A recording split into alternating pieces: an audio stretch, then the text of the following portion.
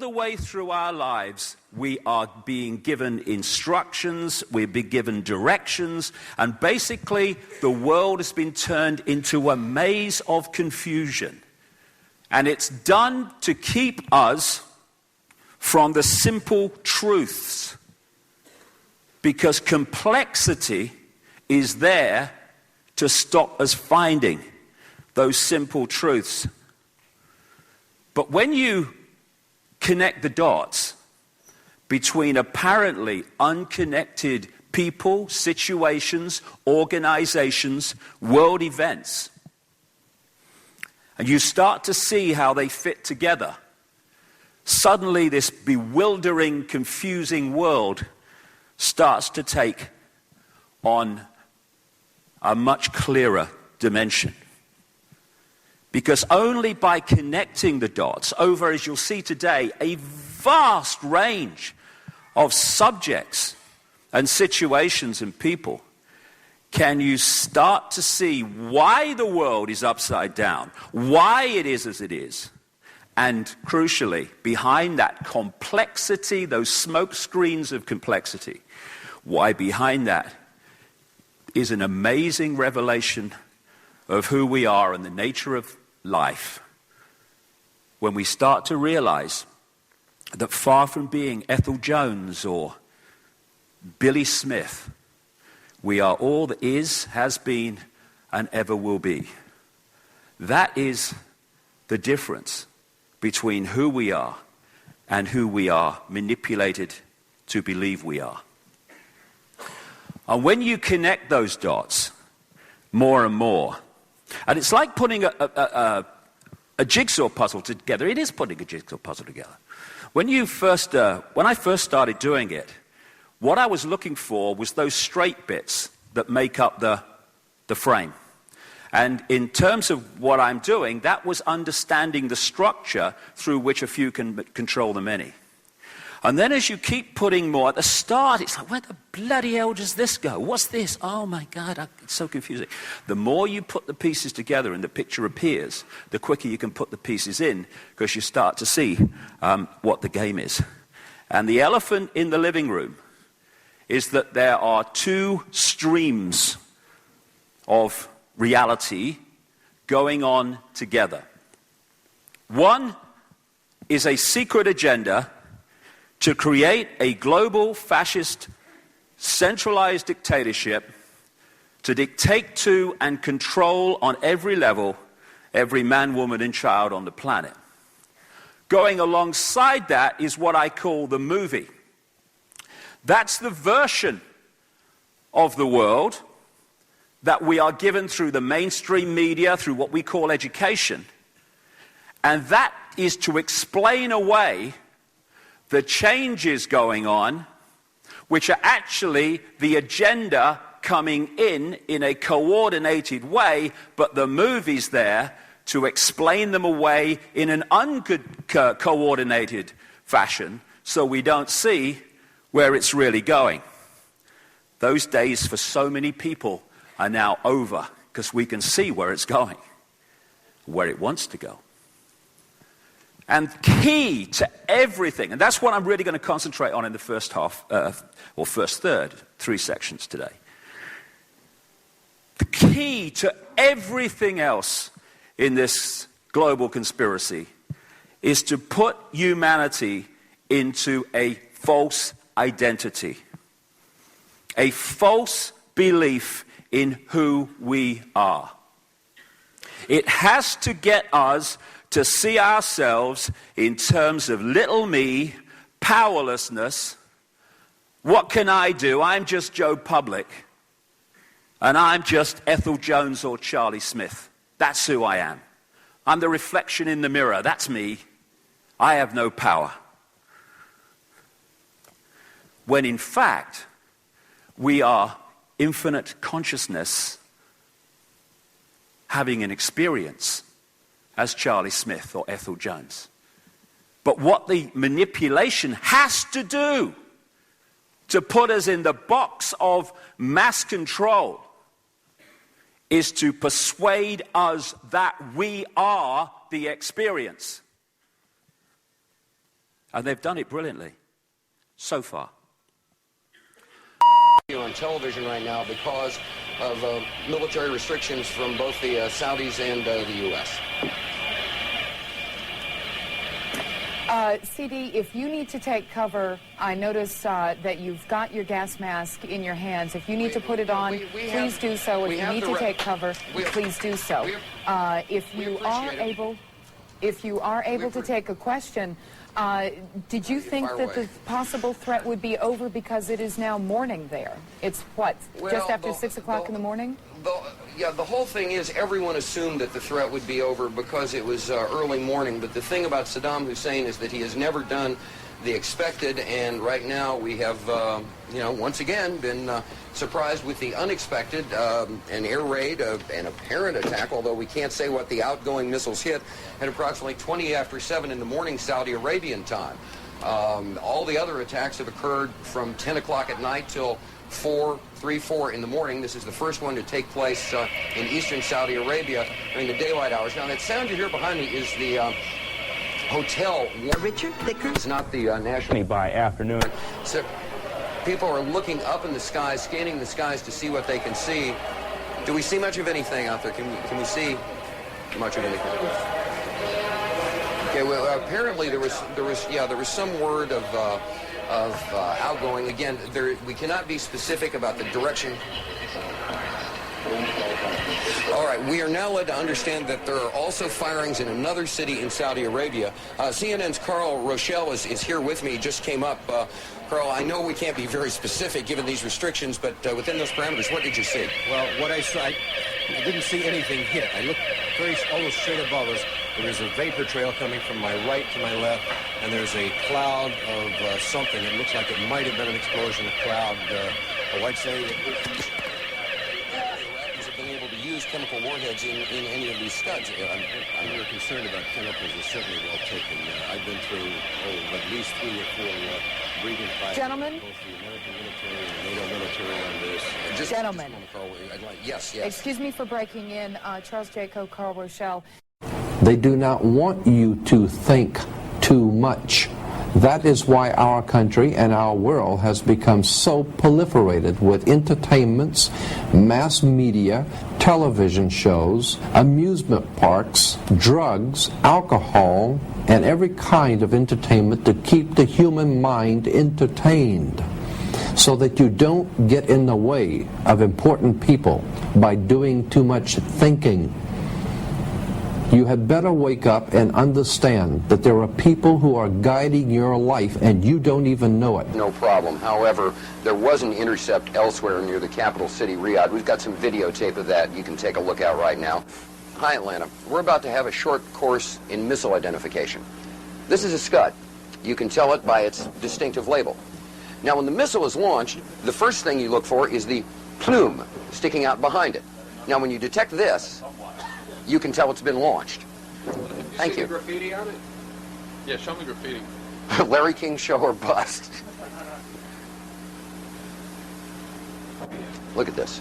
Look at this. Look at this shit. Look at. Can you believe that? Let me say hi. The top 10 things about Saudi Arabia. Maybe we could shorten the list to 5. Oh God, Geopolitics by Dan Quayle.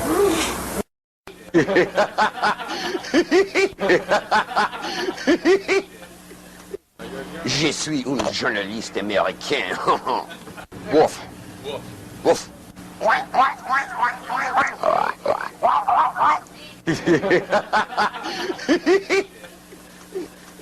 Oh, I love this country so much. You guys just don't have a clue.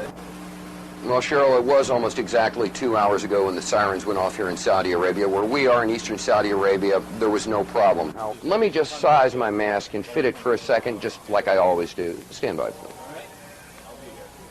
All clear. They're... Oh, shh. What are they saying? Are they saying all clear?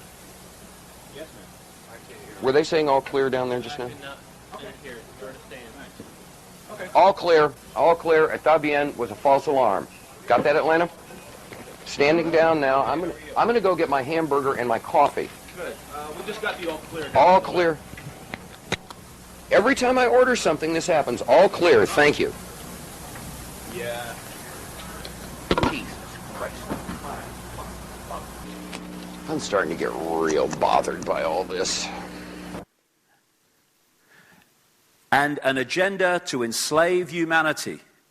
In the next few years, in terms of its the direction it wants to go in terms of its full-scale control, unfolds all the time. And these people are fundamentally responsible. Major media destroy information.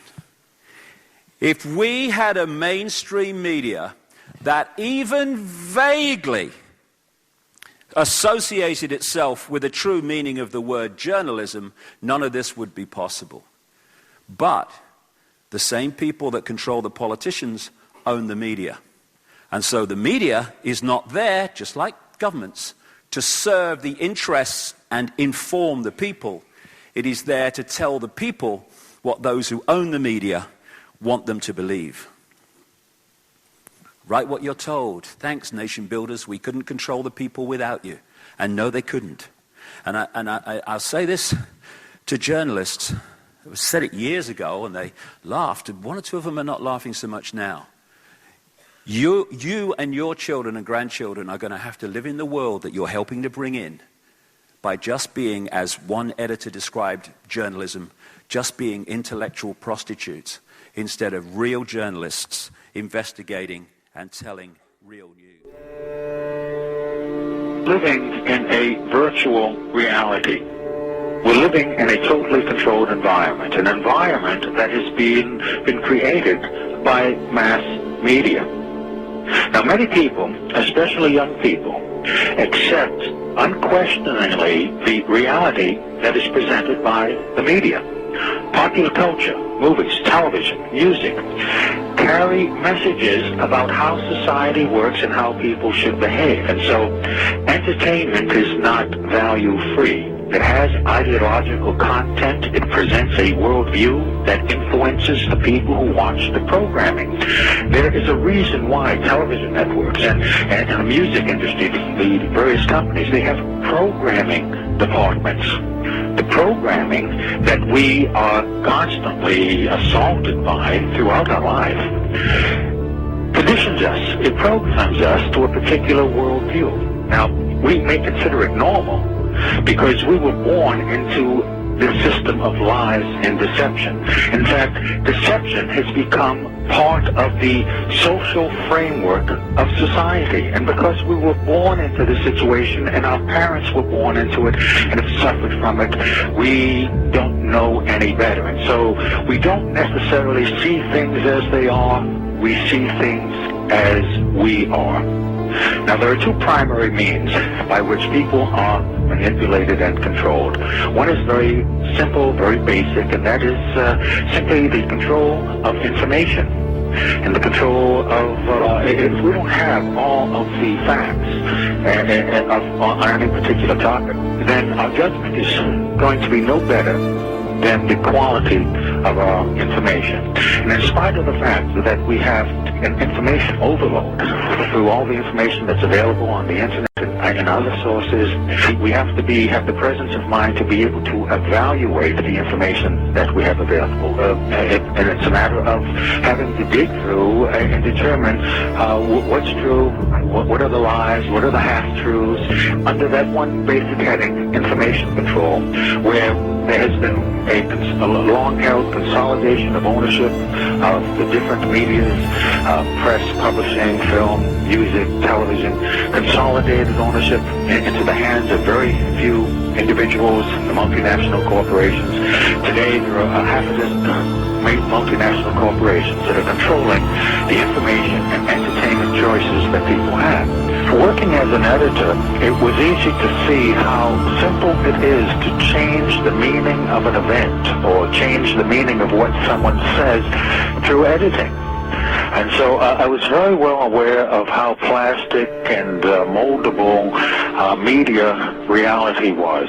But I didn't fully appreciate the extent to which we are all manipulated and controlled by media, including those people who work in it. Using television as the prime example of how mental programming and mind control works. Television is the most powerful weapon of psychological warfare in history. And yet, television, for many people, is a member of the family in the household. It's the primary member. Yes. It runs the household. Yes, well, not only that, but it's the primary source of information, and the television, in effect, represents an altar, a religious altar that the nation is worshiping before. Many people don't think about the things that affect them subconsciously, because generally they don't know what to look for until someone comes around and starts pointing these things out to them, and then they can see how we are all influenced by unseen forces without our conscious awareness. In fact, the ultimate control is to control people without their conscious awareness. Again, television is a prime example. Think back to whenever you have observed young children or older adults sitting, watching television. They have this glassy-eyed, vacant look in their eyes because they are in a trance state, in a hypnotic state of mind. This is very important, very significant, that the medium of television has the capacity to do this. And it doesn't matter what you're watching. The flickering effect of the television image, although it appears to be static and stationary, it is actually flickering. We don't see it consciously, but subconsciously, the repeating visual pattern of the flicker induces the trance state. And that's the basic principle behind hypnotic programming, is that you get the subject to focus the attention of the conscious mind on one of the five senses. So in the case of watching television, we're talking about the sense of sight and the flickering image. In the case of sound, any repeating sound pattern will induce the trance state. Now, why this is important is that we are more suggestible to mental programming during this state of mind than at any other time.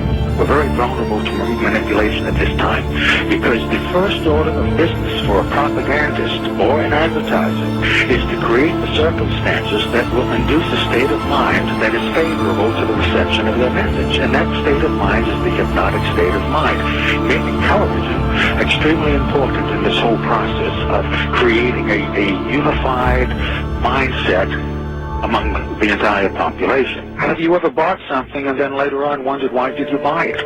I think we've all had that kind of experience. Quite a few times. Well, that's a common everyday illustration of being triggered to make a purchase based on a conditioned response that has been built into us to have a preference for a particular product. In fact, that is the whole point of programming, whether it be by an advertiser or a propagandist. There's really no difference between the two.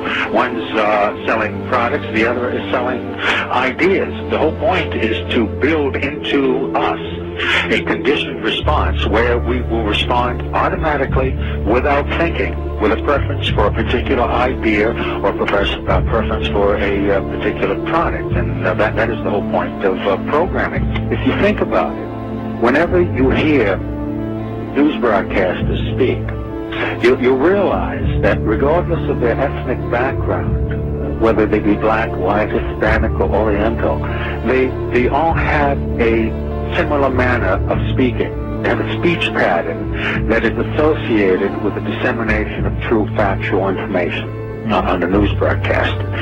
Their speech pattern is similar to the pattern speech of a hypnotist. The news broadcaster looks directly into the camera and into the eyes of the viewer. Another hypnotic technique. Mm-hmm. The newscaster is an authority figure, encouraging the acceptance of the information.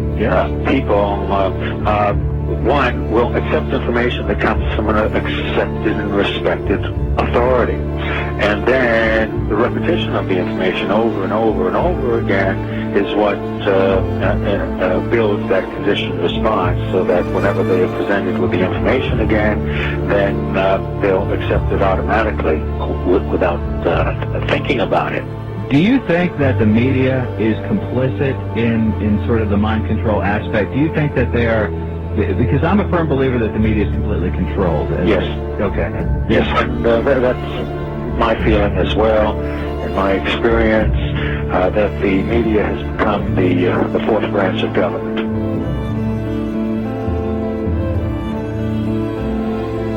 The constant hypnotic trance that we put in. You are feeling sleepy. Tick-tock, tick-tock. You don't want to know about pepper bombing cities? Watch this. Shut up. Quick, honey. She's going for the car. Whoa.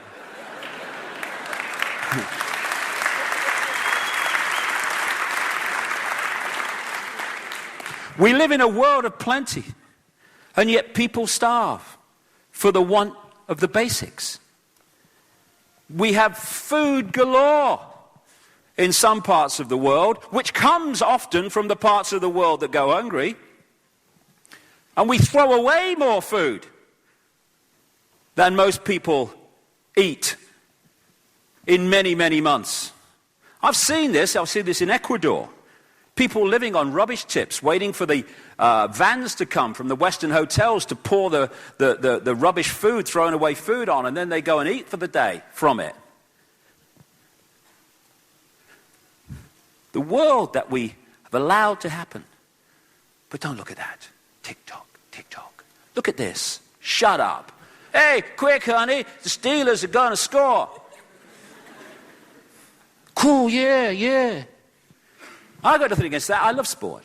But if we are in a situation where that becomes the focus of our reality at the exclusion of everything else, then while we're looking here, hell is going on here to stitch us up in the way that we have been. Oh, shut up. What's on the telly, honey? There was once a land where the weather was very, very strange. There were awful heat waves in some parts, and in others terrible storms and floods. Scientists said it was being caused by too much CO2, which went up into the sky when the grown-ups used energy. They said the CO2 was getting dangerous. Its effects were happening faster than they had thought. Some places could even disappear under the sea, and it was the children of the land who'd have to live with the horrible consequences. The grown-ups realized they had to do something. They discovered that over 40% of the CO2 was coming from ordinary everyday things like keeping houses warm and driving cars, which meant if they made less CO2, maybe they could save the land for the children. Is there a happy ending? It's up to us how the story ends. See what you can do. Search online for ACT on CO2. That those who have a life-threatening illness will do almost anything to find a cure, including using so-called miracle drugs that they find on the internet. But what do these miracle drugs actually contain? Well, Dom Littlewoods put one of them under the microscope.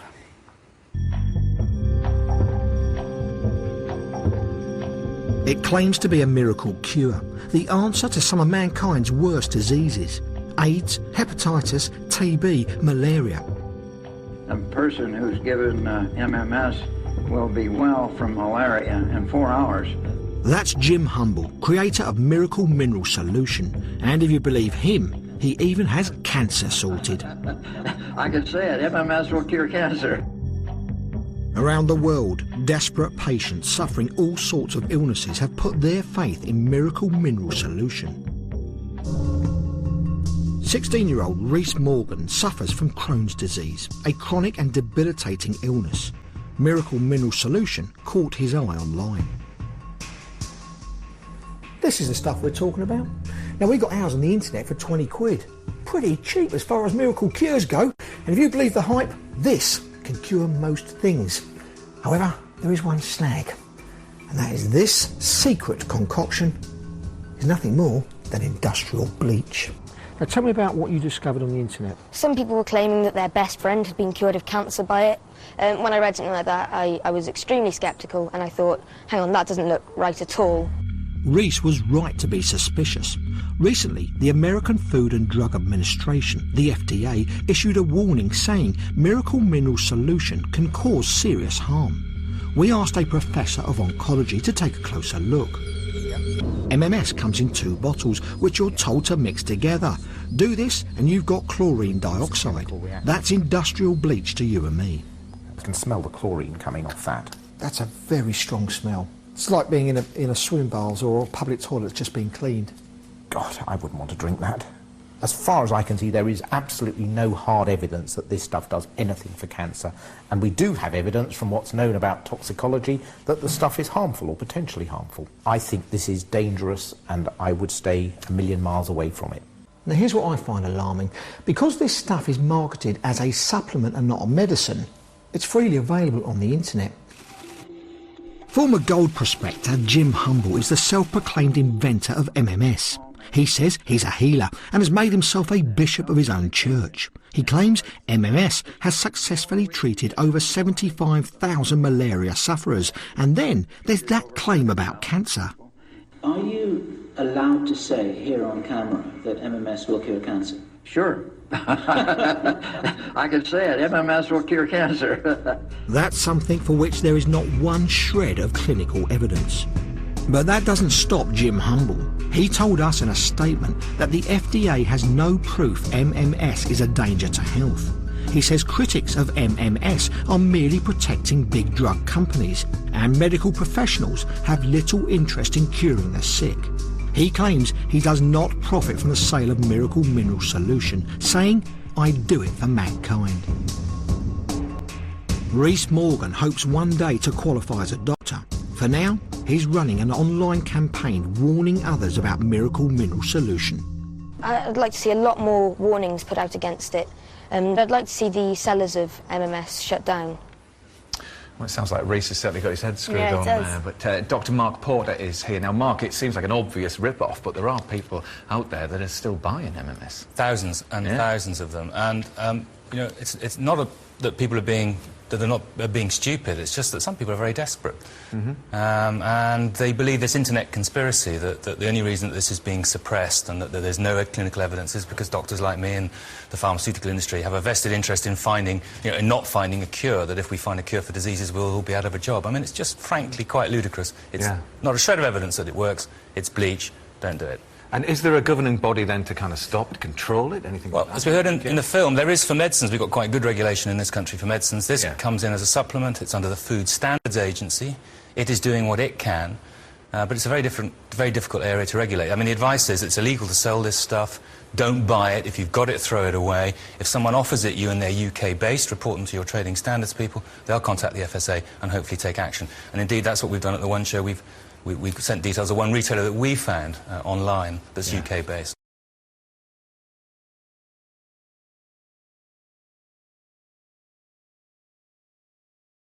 Television is a massive mass hypnotist to the global mind. And what happens is it is implanting a belief in reality by the minute. And then, once we take on that belief, implanted, when information enters the eyes, we edit it on the basis of that belief. And so what the global population is subjected to, suffering from, is actually, literally, mass hypnosis. And when we talk about people who kind of start to see things and see the manipulation they couldn't see before, what do we say about them? What do they say about themselves? They say, I woke up. Exactly what they've done. When people start to go, hey, I can see it now, it's like someone has gone along, like the hypnotist, and clicked their fingers, and it's like, oh, I can see it now. Mass hypnosis. And that is the greatest hypnotist on the planet, and that's the basis of why it was created. More than a year before the 7/7/2005 attacks, on the 16th of May 2004, an edition of the BBC One Panorama programme broadcasted a mock exercise imagining what would happen if a terrorist attack was executed in London in the near future, consisting of 3 explosions on tube trains in the London Underground and 1 explosion on a road vehicle. The following excerpt from the BBC programme gives us a good idea of why this programme was made. if there are now bombs going off above ground, in this case a lorry being attacked, it could happen anywhere. So the potential for mass panic across not just the capital but the whole country is very much with us.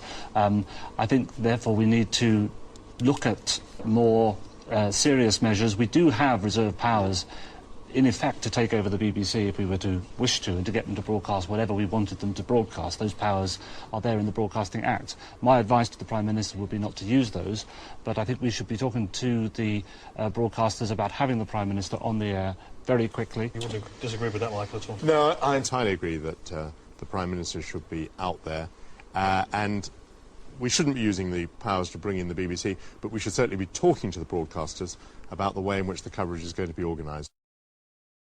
Please note well that he said the coverage is going to be organised.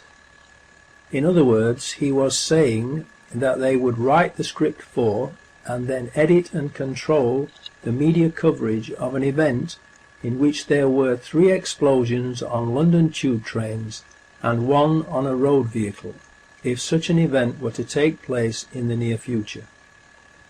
The question that begs to be asked is this: was that what they were actually in the process of planning, and precisely the reason for that programme? This is the kind of terrorist attack the government repeatedly says is going to happen. We've been absolutely clear, we can't guarantee that there will never be an attack. It's quite likely that they're planning one now. I am wondering about the purpose and effect of this very programme. This BBC Panorama programme appears to have been used by those behind the 7/7/2005 attack as the means by which the media's response to the attack in the near future was studied, so it could be controlled and directed towards their own ends. Mr. Price plays the bad cop and issues the threat of taking over control of the BBC, and then Mr. Portillo plays the good cop and says that there is no need to do that as long as the BBC behaves itself and broadcasts whatever they want them to. The good cop, bad cop scenario is just theatre, to deceive the viewer.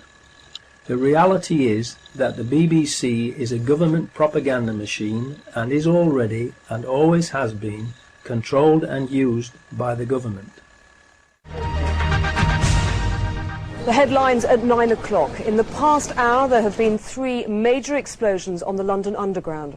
The first occurred at 8:10 on the Piccadilly line between Knightsbridge and Hyde Park Corner.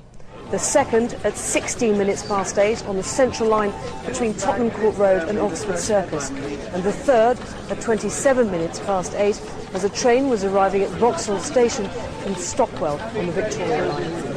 Emergency services have been called to all 3 scenes. There are no reports available yet on the number of casualties, and the police have said that it's too early to identify a possible cause. London Underground is now closed, and the police are asking people not to travel. 350,000 people alone are making their way towards the City of London at this point. And if the access overload system has been triggered and they can't get onto their mobile telephones, this will have profound indications for them, the next of kin. We can now confirm that a tanker carrying chlorine has exploded at the junction of Shoreditch High Street and Commercial Street.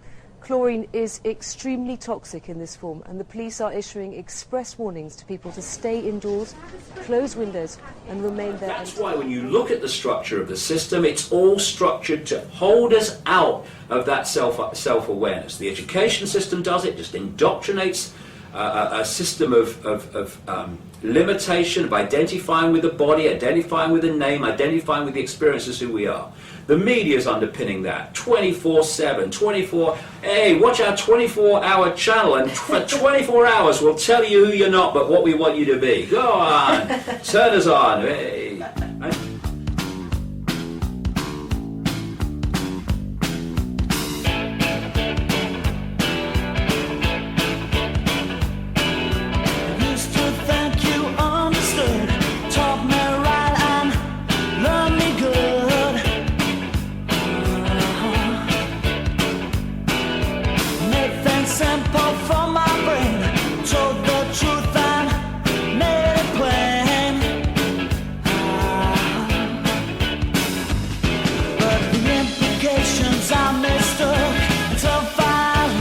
want you to